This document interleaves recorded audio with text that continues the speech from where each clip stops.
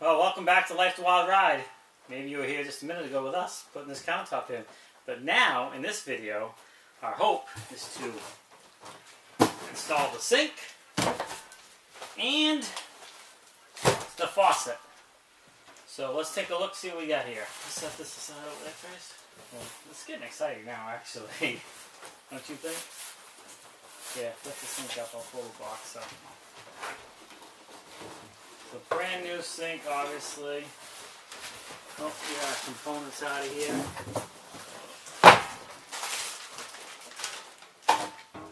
Now we were going to do an undermount sink, and I think it would have looked a lot nicer. However, our 100-gallon water tank is under here, and that would have dropped this down another inch or two with the way they're designed, and we were going to not have enough room for our trap to be installed and still have a drain pipe that come out, go off to the side and out to the drain, because our 100-gallon water tank is, you know, just far below the sink here. So we opted to just go back with the top mount sink.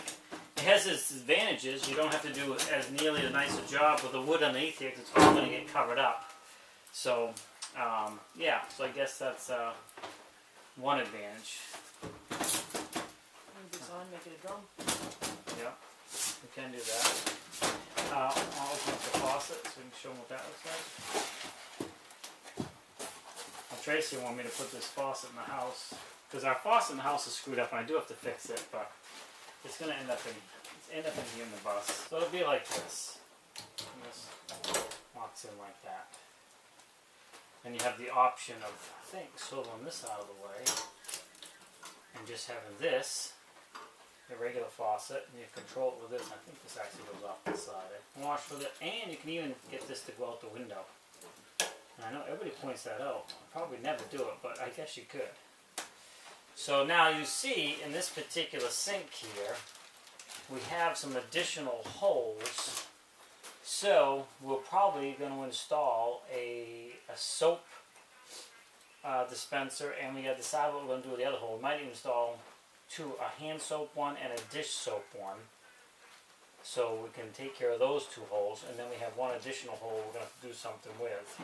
And we haven't really talked about that yet, but that's one thing we got to think about and consider.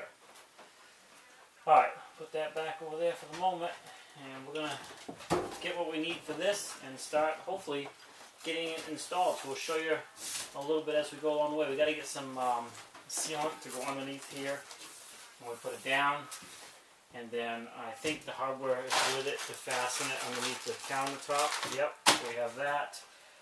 So that's what we're going to be working on today. Stick around. Alright, so we placed the sink down in there, and we're making our final opening cut here. And for this particular sink, because of the way the brackets hook in, we drew a line around the entire sink while it was in place, and then the instructions said to go in 1/4 inch, and that will be your cut line. So we already did that. We measured in 1/4 inch from the sink, and I'm gonna leave the line. I want a little extra wiggle room. Hopefully that still allows for enough room, because these have to slide into a track on the back of the sink and then lock underneath the counter like this, and they'll be in that track. So I just want to make sure we have enough space to do that. Also, enough countertop that there's a lot of overhang, you know, for the sink.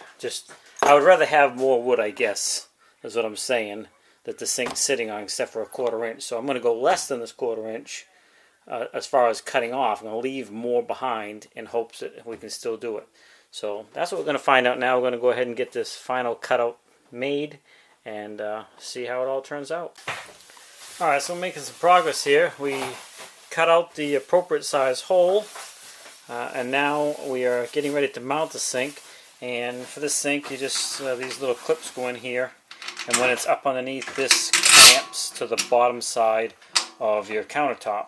So you do that all the way around, and that holds it in place. And we put this in place here, so when we get ready to drop the sink in, we can just pull the sink up against this, and it's in the correct spot without having to guess. So once we put the caulking and stuff, silicone, the sealant around it, and drop it in, we can just set it in the hole, pull it slightly forward because there's not a lot of wiggle room anyways. Just make sure it's right up against the front of this, and we are right where we need to be, nice and square and in the hole correctly. Now I will show you something that I made a mistake on, but we're going to be able to make it work anyways. We wanted the sink as close to the front as possible, but we did not account for a couple things when we cut the hole out originally. So there's no lip. You can see right here. Here, plenty of lip to grab to all the way around. No problem. But when you get to the front, no lip.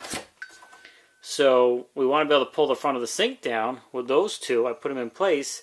And what I did is I have room here. I dropped the sink down in place and I made a mark here in two spots. And I'm going to put two pretty good sized screws in, not to come out to the front, but put those in here. And this will grab that screw and be able to pull the counter tight with that. With this, it'll be turned sideways because there's no lip, but it should grab the screw and pull the front of the counter, front of the sink down tight to the counter, thus, sealing the caulking and all that stuff. So, yeah, learn from our mistake. Make sure you measure a bunch of times. But fortunately, you just think outside the box, find ways to get around the problem, and problem solved. The one good thing about doing it this way, it does keep our sink nice and forward, which is what we want. I don't want to have to lean in order to do stuff at the sink. So that's where we're at. We're getting ready to test fit it one more time and get the screws in place, and then we'll put the silicone on it and start putting it in. So we got silicone sealant all around. I put way more than I probably needed, but I'll just wipe up the extra. We're going to go ahead and get this thing in position. And hopefully, I fit this thing in like 6 times, so we shouldn't have any problems fitting it in.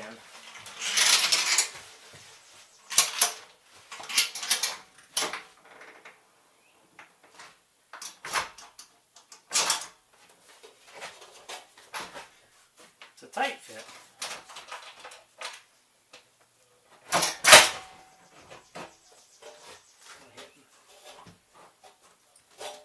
Silicone.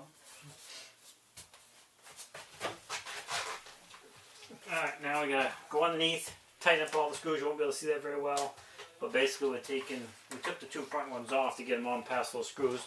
We're just gonna go underneath and tighten all these up slowly all the way around to pull the sink down tight to the countertop, and then we'll wipe away any excess silicone. So I'm just gonna shut the camera off for that because we want to kind of move quickly.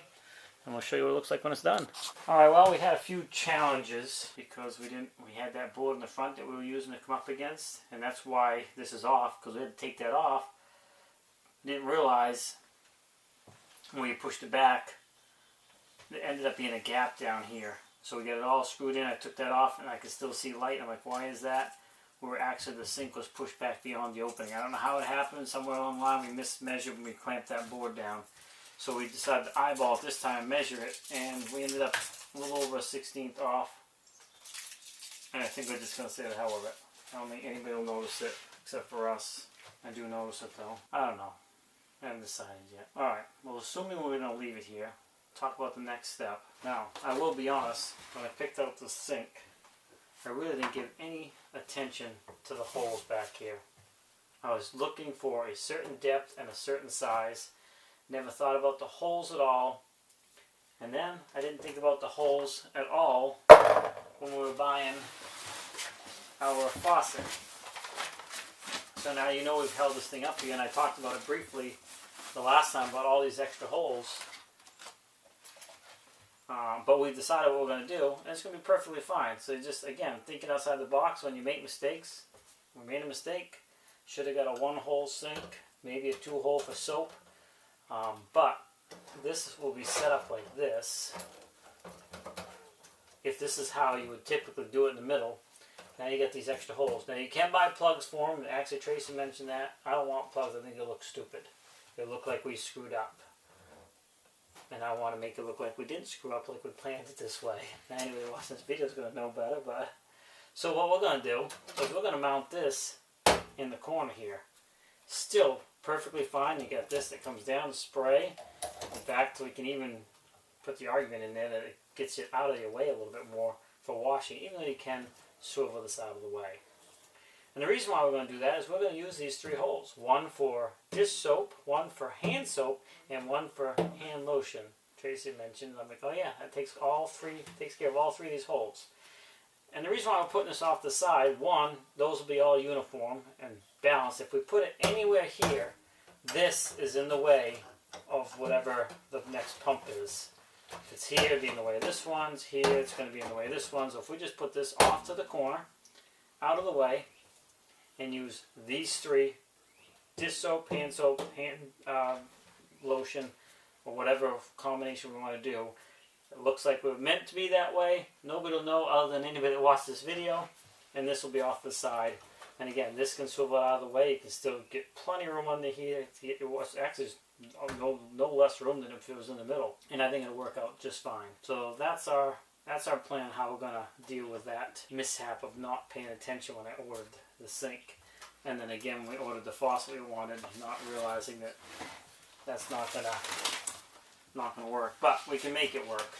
So that's what we're going to do. We got the sink all in here. I just got to decide if we're going to make this 1/16 of an inch adjustment or not. And then we'll move on to mount the faucet. But we got it all clamped down with the little teeth and the little prongs that you saw when I showed earlier in the video. Silicone. Tracy wiped all the excess silicone up. And it's essentially in place if we don't make any adjustments. And now we can start adding the components and the sink drain and stuff like that. So we'll probably show a little bit of that before this video ends. So we're getting ready to put the faucet on here. And to do that, it comes with the 2 hoses and all of the pieces. Where the hell did they go? What are you? Oh, way over here. You go up inside here, and they're both the same, so it doesn't matter which one, but then you want to remember which one's hot and cold. I guess you'll figure that out. It doesn't really say. Nothing's labeled up there either. Alright, so I gotta say, we like this faucet, but the instructions are absolutely ridiculous. They don't tell you anything. It just says put hoses on faucet. And the part that you would usually put a wrench on is way up inside here, recessed up in. This is all part of the valve mechanism, so it can't slide up. Nothing can slide out. So basically it looks like you just hand tighten them as tight as you can get them, and that's it. So I got the first one in as tight as I could. Now it does have that double gasket system, but I don't know. One gasket seems to recess up in the assembly, and the other one goes right up against the base of it where it screws in. And it looks like it's all sealed as good as it can be. But you definitely can't put a wrench on those to tighten them up. And eventually, what's happening is the hose is turning, because it's like a swivel fitting. So I guess you just hope that it doesn't leak. I don't know. I don't like that idea. But I guess that's where we're going to be at. So you get this first gasket, and these gaskets are 2 different gaskets, and the instruction says nothing about which one goes where, so you have to figure it out on your own, which is not hard. It's just the instructions are lousy. They're clearly 2 different style gaskets, 2 different sizes, and it just says put gaskets on, and that's it. I mean, it really is pretty bad. So we'll put this first gasket on, and it's got a little ring, a little lip on it. And then it recesses up inside the base of the faucet here, like that. And it tells you to put that on the countertop, not to put it on here. So then you can't get it recessed up in there properly, which is kind of ridiculous. So yeah, I like the faucet, but their instructions are ridiculous. So Tracy's going to hold that. Then I'm going to take this, and this is going to go over the hose down below this first, of course, and then I'm going to screw it up tight, and then I'll bring the nut up tight against the base of the sink.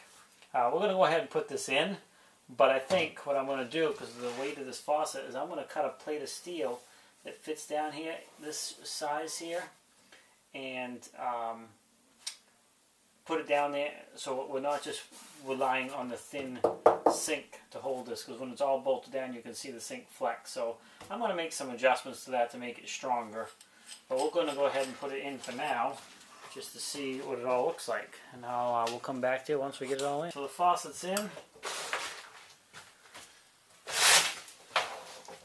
And again, I am going to cut a plate or a board or something that's going to be either the shape of this. I might even go further with it underneath from here to here. So when I tighten that nut up, you're relying on more than just this. I do not like that. That's really kind of cheap. And it wouldn't have been any better over here. We already tried it, so don't say that's because we put it in the wrong spot. Somebody might say that, because you're right. This is not where this normally would go.